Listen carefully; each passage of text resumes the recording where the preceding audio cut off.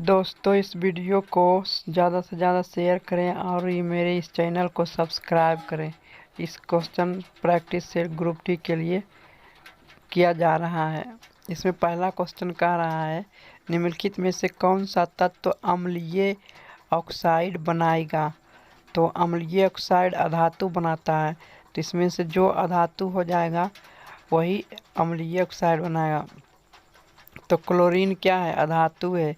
Magnesium धातु है और हीलियम नियन तो अभिक्रिया नहीं करता, तो पहला आंसर हो जाएगा, क्योंकि हीलियम इनर्ट गैस है, अक्रिय गैस है, और नियॉन भी अक्रिय गैस है, तो वो दोनों गलत हो जाएगा। आंसर पहला होगा, एक का पहला आंसर है, क्योंकि वो अधातु है। अब हम दूसरा क्वेश्चन एक्सप्लेन करते हैं। दूसरा क्वेश्चन में कह रहा है, निम्नलिखित में से विषम तत्व को चुने। मतलब जो चारों ऑप्शन में से अलग तत्व है उसको चुनना है, उसको टिक करना है। तो कार्बन क्या है? पहला ऑप्शन कार्बन जो अधातु था, और दूसरा उसमें 3 ऑप्शन हो जाएगा दूसरा नंबर क्वेश्चन का, क्योंकि वो धातु है, बाकी सब अलग अलग है तत्व है, तो धातु वाला आंसर 3 हो जाएगा। तीसरा क्वेश्चन में कह रहा है, निम्नलिखित में से कौन पौधे की वृद्धि से संबंधित नहीं है। तो चौथा नंबर ऑप्शन होगा अब्सिसिक अम्ल, क्योंकि जिब्रेलिन वृद्धि हार्मोन है, ऑक्जिन भी वृद्धि हार्मोन है, और साइटोकिनिन, लेकिन अब्सिसिक जो है वह रोकता है वृद्धि को, तो वही ऑप्शन हो जाएगा अब्सिसिक अम्ल। चौथा नंबर क्वेश्चन में कह रहा है, गलत युग्म को चुने। तो मुख्य गुहा में क्या होता है? कार्बोहाइड्रेट का पाचन होता है, सही है, तो ये गलत नहीं है, ये ऑप्शन नहीं होगा। छोटी आंत में वसा का पाचन होता है, ये भी सही है। अग्न्याशय में वसा का पाचन, ये भी सही है, तो चौथा नंबर ऑप्शन। यकृत में क्या होता है कि वसा का पाचन होता है, लेकिन यहाँ पर दिया हुआ प्रोटीन, तो चौथा नंबर क्वेश्चन का गलत जो है ऑप्शन। अब हम 5वां नंबर क्वेश्चन पर चलते हैं। 5वां नंबर क्वेश्चन में कह रहा है, पाचन तंत्र में भोजन मिलाने वाला पहला एंजाइम कौन सा है। तो पाचन तंत्र में भोजन मिलाने वाला पहला एंजाइम एमाइलेज है, ऑप्शन नंबर 2 में दिया हुआ। ये क्या करता है? सबसे पहले इसी से मिलाता है भोजन को, उसके बाद दूसरे में जाता है, दूसरे अंग में पाचन होने के लिए। 6ठा नंबर क्वेश्चन में करा, पुरुष नसबंदी किस भाग में की जाती है। तो वृषण नली में, उसी में नसबंदी की जाती है। वृषण में तो स्पर्म बनता है, वृषण उसके ऊपर तो भी नहीं होगा, शुक्राशय, तो दूसरा नंबर ऑप्शन हो जाएगा 6ठा का। अब हम 7वां नंबर क्वेश्चन पर चलते हैं।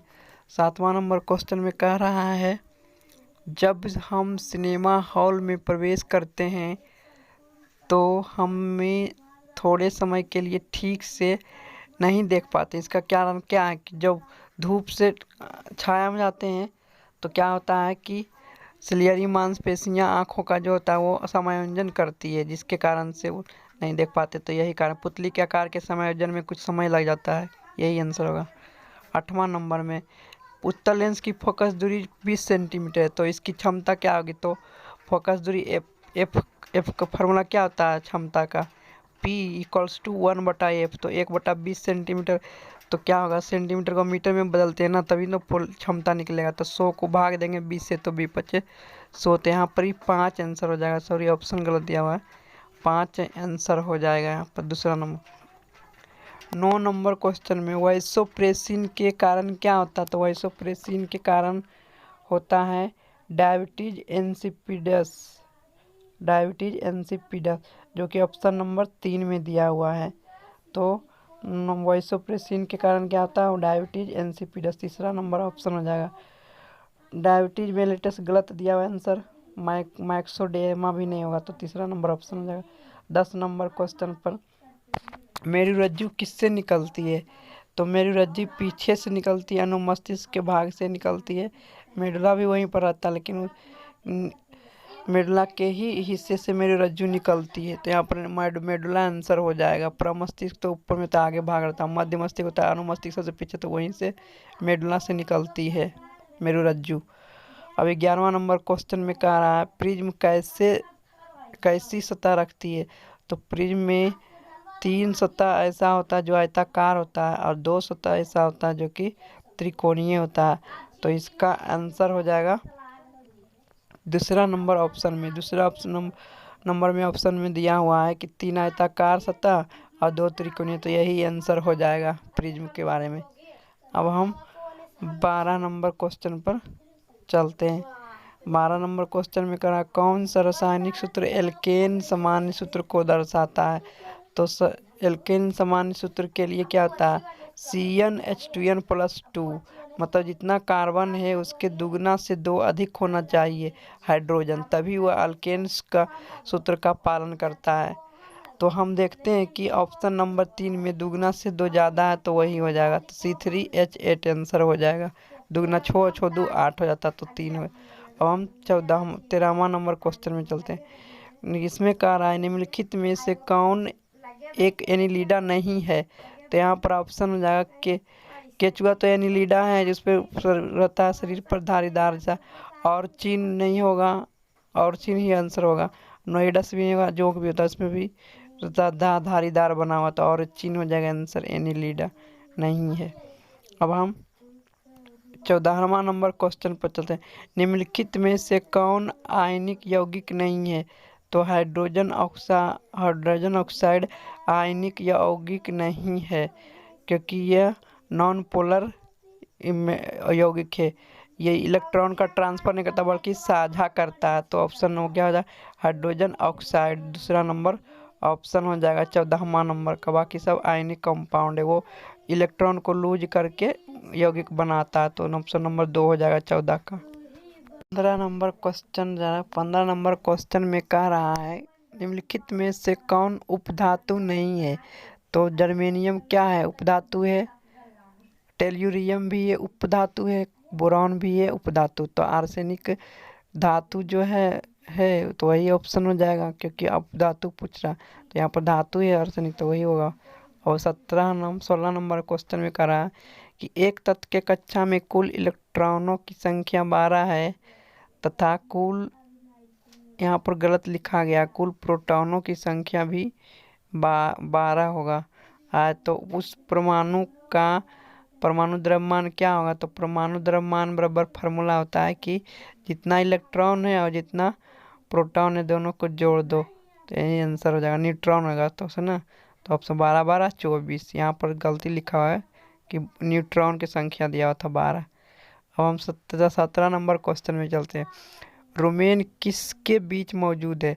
रुमेन जो है ये गाय में पाया जाता है, ये अंग है, गाय में पाया जाता है, और यह ग्रास नली और छोटी आंत के बीच में रहता है। तो पहला ऑप्शन हो जाएगा, रुमेन किसके मौजूद है, ग्रास नली और छोटी आंत के बीच में, पहला नंबर ऑप्शन हो जाएगा 17 का। अब हम 18वां नंबर क्वेश्चन पर चलते हैं। 18वां नंबर क्वेश्चन में कह रहा है अंतःशोषण के दौरान क्या होता है। तो अंतःशोषण के दौरान जब हम अंदर सांस लेते हैं तो क्या होता है, ऑक्सीजन अंदर जाता है, तो ऑक्सीजन अंदर जाता है, और पसलियाँ जब हम सांस लेते हैं तो ऑक्सीजन अंदर जाता है और पसलियाँ क्या होती है, बाहर आ जाती है, क्योंकि अंदर हवा भर जाता है, वायु ऑक्सीजन भर जाता है, जिसके कारण से पसलियाँ बाहर की ओर निकल जाती है। तो ऑप्शन 1 और 2 दोनों होगा। तो चौथा नंबर में 1 एवं 2 दोनों सही है, बाकी तीसरा नंबर ऑप्शन गलत है। अब हम 19वां नंबर क्वेश्चन पर चलते हैं। 19 नंबर क्वेश्चन में कह रहा है पौधों में मौजूद बीजाणु बनाने वाले अंग क्या कहलाते हैं। पौधा में जो मौजूद बीजाणु है, जो बीजाणु बनाते हैं, वो क्या कहलाते हैं।